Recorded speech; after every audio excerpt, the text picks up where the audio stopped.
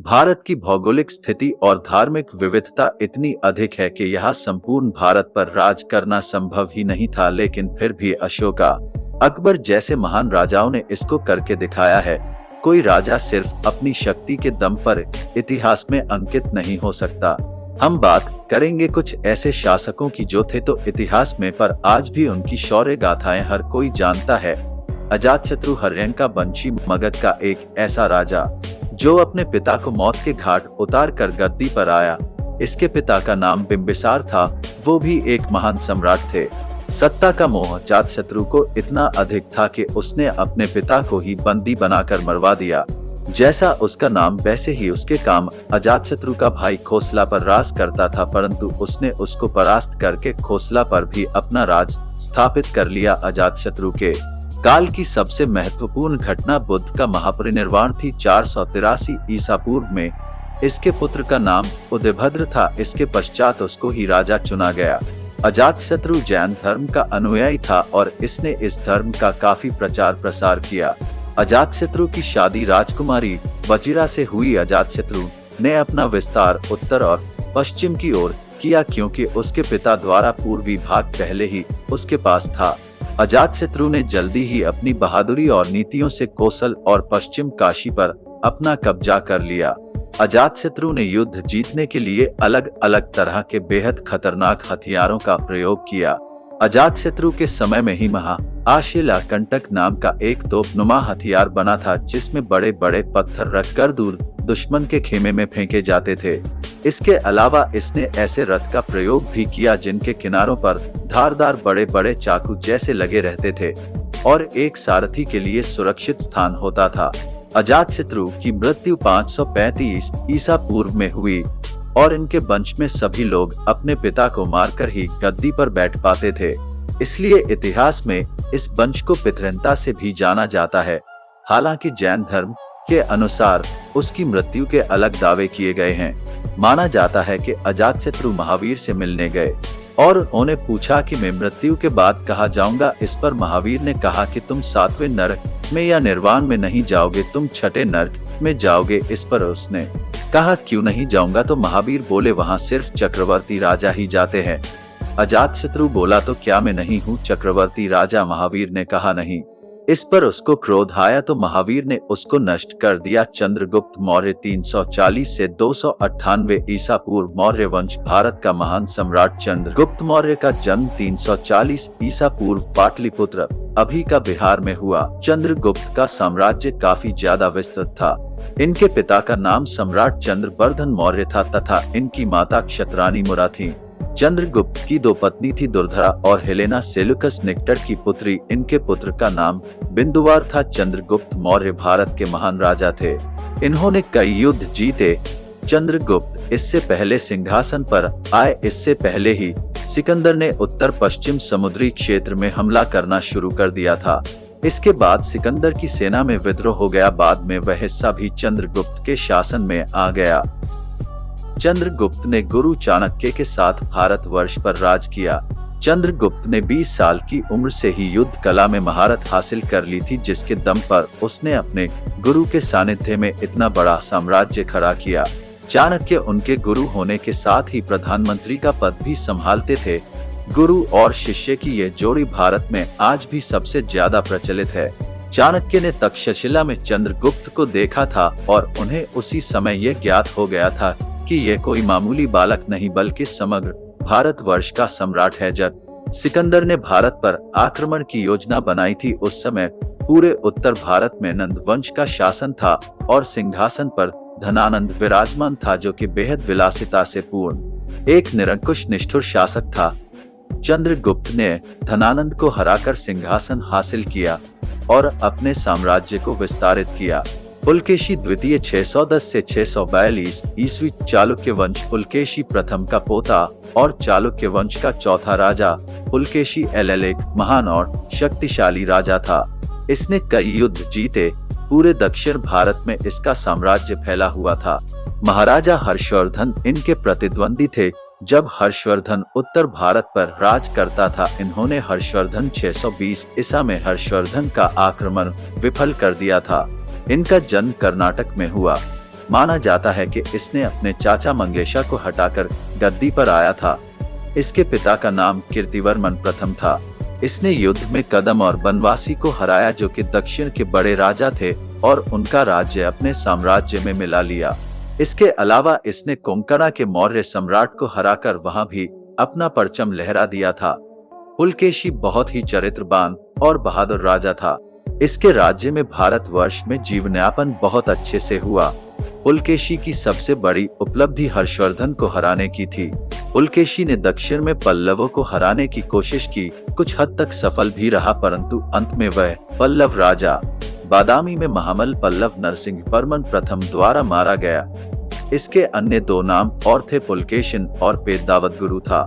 इसके राज्य में भारत ने बहुत विकास किया और यह भारत का एक महान और शक्तिशाली शासक था।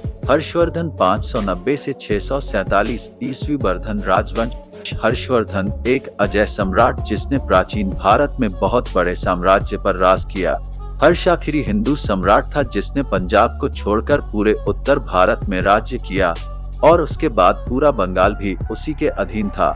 सम्राट शशांक के मरने उपरांत उसने बंगाल में भी अपनी विजय पताका फहरा दी। सम्राट हर्ष के बारे में कई ताम्रपत्र और शिलालेख मिलते हैं जिनमें महाराजा हर्ष के काल के बारे में लिखा है। इनके पिता का नाम प्रभाकर वर्धन था और इनकी माता यशोमती, हर्ष का भाई राजवर्धन और बहन राजश्री थी। पिता की मृत्यु के पश्चात उसका बड़ा भाई सिंहासन पर विराजमान हुआ, परंतु देवगुप्त और गौर नरेश शशांक की संधि की वजह मारा गया। इसके बाद सिंहासन पर हर्ष आया। इसके बाद हर्ष ने देवगुप्त से मलबा ले लिया और शासक को हराकर गौड़ भगा दिया। फिर उसने दक्षिण की ओर अभियान चलाया और पुलकेशी द्वितीय को हराया और भीख स्वरूप उसकी जान और राज्य बख्श दिया। हर्ष हिंदू धर्म का अनुसरण करते थे, साथ ही बौद्ध धर्म के पालक भी थे। सम्राट हर्ष बेहद उदारवादी और सभी धर्मों को समान रूप से उच्च दर्जा देते थे। उनके राज्य में शासन बहुत सुचारू रूप से चला। हर्ष एक बेहतरीन कवि और लेखक था। उनके लिखे गए नाटक बेहद प्रसिद्ध है। प्रियदर्शिका और रत्नावली उनके लिखे गए मुख्य नाटक थे। हर्ष का जन्म थानेसर यानी के हरियाणा में हुआ था। समुद्रगुप्त मौर्य 315 से 380 ईस्वी मौर्य वंश एक ऐसा सम्राट जो कभी पराजित नहीं हुआ, कभी नहीं हारा। मौर्य वंश के शासक चंद्रगुप्त प्रथम के पुत्र थे। चंद्रगुप्त के अनेकों पुत्रों में से उन्होंने समुद्रगुप्त को चुना और उसने अपने पिता के फैसले को सही रूप में अपने जीवन में उतारा। चूंकि उसके पिता ने उसको उत्तराधिकारी के रूप में चुना, इसलिए उसके और भाइयों में विवाद हो गया, जिससे गृह युद्ध होने लगे। समुद्रगुप्त के भाइयों में राजकुमार काछा से उन्होंने युद्ध किया और उन्हें हराकर सिंहासन हासिल किया। समुद्रगुप्त मौर्य की माता लिच्छवी कुमारी श्रीकुमारी देवी थी। जब समुद्रगुप्त के पिता ने उसको उत्तराधिकारी के रूप चुना तो प्रजा तो खुश थी, परंतु उसके भाई नहीं, इसलिए बाद में उसको युद्ध करके सिंहासन हासिल करना पड़ा। समुद्रगुप्त मौर्य एक उदार, निडर और महान सम्राट थे। उनके राज में शासन बेहद लचीला और अच्छा था। गृह क्लेश के 1 साल बाद समुद्रगुप्त मौर्य अपनी जिम्मेदारी समझ ली और उसने अपना साम्राज्य बढ़ाने के लिए दिग्विजय यात्रा की। इसी यात्रा के दौरान उसने कई राजा महाराजा को परास्त कर उनका राज अपनी सीमा में मिला लिया।